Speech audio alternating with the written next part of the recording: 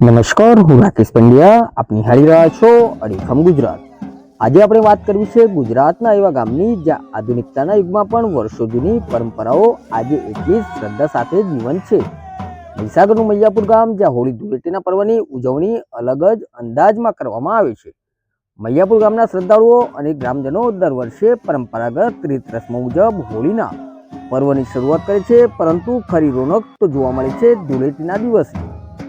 ઢોલના ધબકારે આખું ગામ જ્યારે અબીલ ગુલાલની છોડ વચ્ચે દાંડિયા રાસ રમે છે, ત્યારે નજારો કંઈક આવો જ હોય છે.